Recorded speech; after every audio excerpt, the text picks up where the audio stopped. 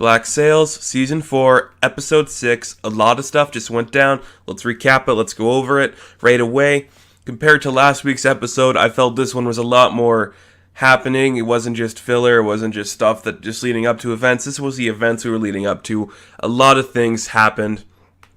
And some characters who I didn't expect to see go got a send-off. And so it's just a really good episode overall. Is it the strongest episode? No, I still think we're coming to a climactic conclusion, but we're building up there slowly and slowly. And I really hope these last 4 episodes are going to be worthwhile. They're going to be incredible to watch. A lot of stuff we're going to see. So right in this episode, everything involving John Silver, he's going through so much. He needs to figure out what he's doing, which is a lot we've been seeing in this episode because he's been thrust upon into this leadership role that he didn't really need. He didn't really have to have. And now that he's got it, he's got to act like he is the Pirate King.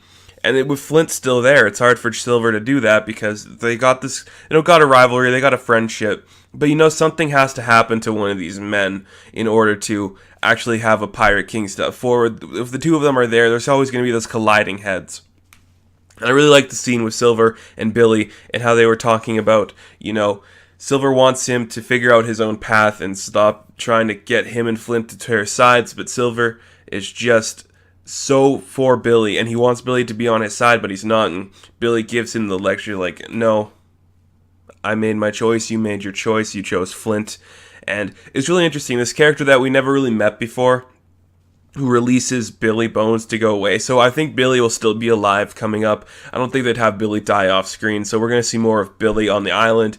I'm sure he's going to be one of the last pirates on Nassau, and he's going to start a revolution somehow. Something's going to happen, and there's going to be so much more of Billy. I really hope we see more. I don't want him just to be gone now.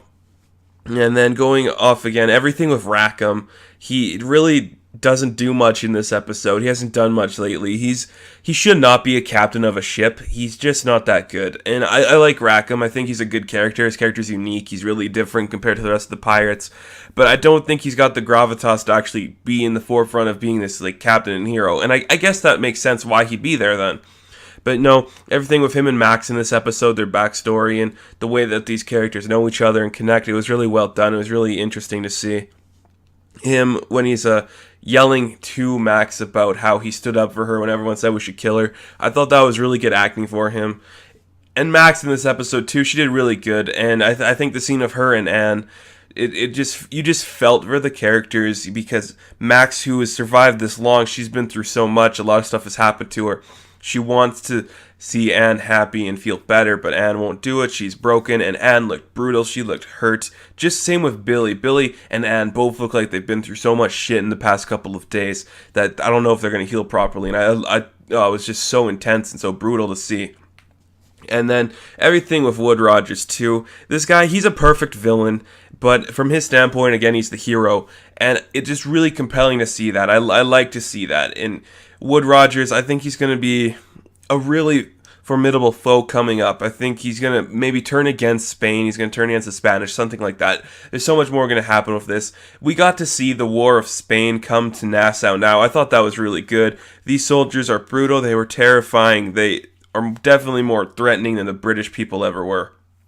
Just the way they handled themselves in so many situations, the way they went back and forth between people, they just looked tough and scary. We get a fight between John Silver's people and Spain, and who comes in to rescue them? Julius, the slave guy who's got his own army. We've seen John get saved a lot of times now in this. Billy saved him before. It's Israel saved him at the beginning. He's just not being this terrifying pirate guy that everyone knows him as. So they'll probably build up some more of John coming up, but he's been saved so many times now by other people, and it's just going to come to the point where how is John going to take to the forefront and be this hero if everyone's going to come to his rescue? And it doesn't seem like a lot of people are following John. I guess he's got a lot. We don't see them all. He's got a lot. And at the very end of the episode, we see that all the pirates from all the way from Massachusetts and all these other places come to the aid of them. And there's going to be a huge revolution now. So that's really cool. And I think one of the biggest factors of this episode was everything with Eleanor, Flint, and Madee. I loved the chemistry all those characters had. You really get the sense of there's a sibling like way about them, even with Eleanor and Flint, like the brother and sister, and dad competed to give them the island, and even with Maddie and Eleanor saying how they were family, and Eleanor loved her mother and her sister, which would be Maddie, and all that, and everything with Mr. Scott and their relationship. It's just really nice to see, really beautiful. It was really heartwarming and connecting. So one of the things I have to do is I have to give props to the set design. It is gorgeous. It is stunning. Just the layout in the world, it's so beautiful, but it's so gritty and broken. It's just magnificent. And the other thing I have to give props to is the one Spanish soldier who just took so much shit from Medea and Eleanor. It was just incredible. The guy got shot. He was attacked originally by Flint. He got lit on fire. He got his head bashed in. He just took so much pain just to get Eleanor and Medea. And in the end, he succeeded. They did something I never expected them to do. And they killed Eleanor Guthrie. I wanted this to happen since last season.